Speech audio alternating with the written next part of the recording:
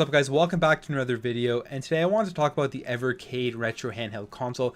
We got some interesting news on it today. As you can see here, we got some 3D renders of it, and if you remember, this was announced last month, so I'll just give a quick refresher. It basically is a retro style handheld. It's going to be kind of like the Nintendo Switch, where you can play it in your hands as well as attach an HDMI to it and play the games on your TV. You can play 8-bit and 16-bit games on it.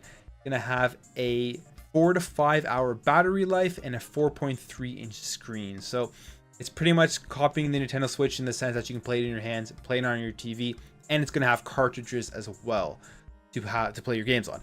So it's pretty cool because we got actual 3D renders of it today, and my first thoughts was that it looks pretty interesting. It looks like a retro device, which is, I'm assuming, the look they're going for. They don't want to make it look too modern, especially since it'll only be playing retro games on it. So I just wanted to pull up the pictures here, take a quick look at it. As you can see, you got the cartridge here, you have the retro style D-pad, and just like the coloring and the fonts and everything makes it look sort of retro.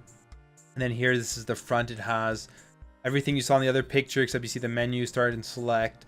And then it has the XYAB, which is in the form of like the Xbox and the Dreamcast layout of buttons. And then we have here, it shows how you can play games in 4:3 and 16:9. I don't know why anybody would want to play games in 16:9, because it being all stretched out and everything just doesn't look good.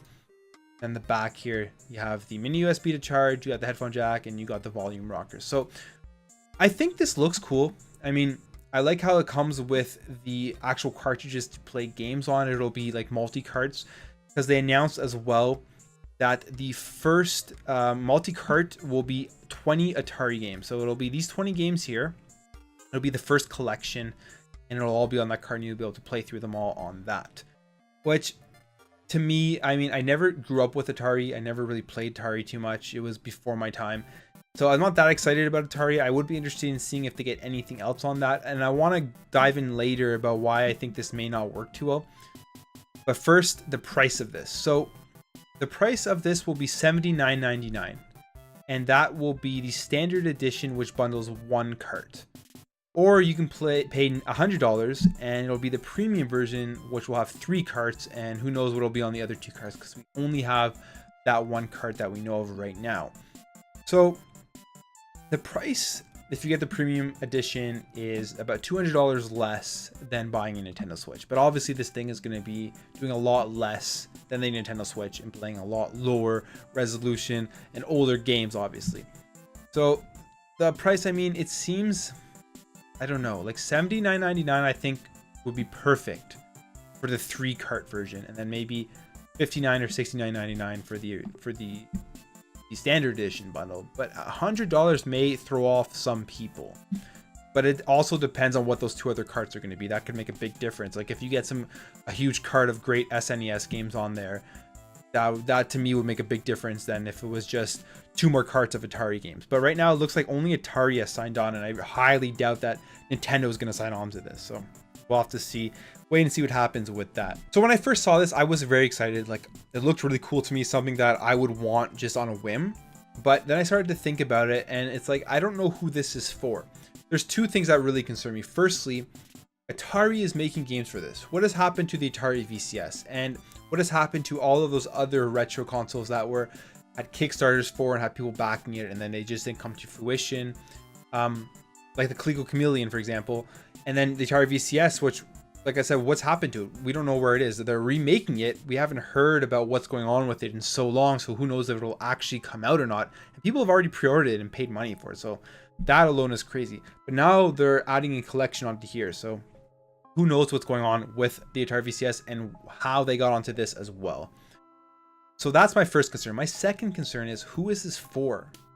I guess my first thought would be, this is just for people who do not want a Nintendo Switch, don't want to pay the $300, but still want to pay retro games.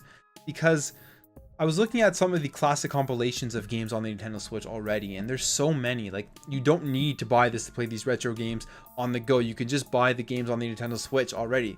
So for example, they already have the Atari Flashback Classics, which, looking here, I don't have this, I've never played it, but it has 150 games on it. So it's already way outdoing the 20 games that are coming with that one multi-cart. And if you were to buy, who knows how much the cartridges will cost. So this is $39.99, $40. Let's say a cart may cost, I don't know, 10, $15.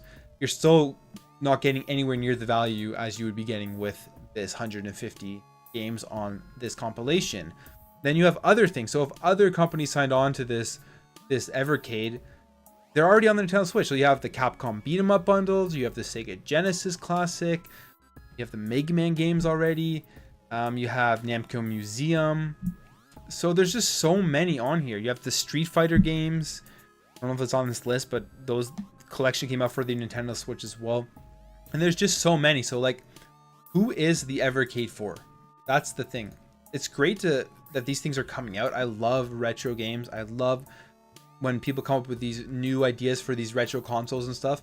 Like when they announced the SNK, they're releasing the Neo Geo 2 and 3, so they're releasing 2 new Neo Geo systems. We have no idea what those are. That is absolutely amazing to me.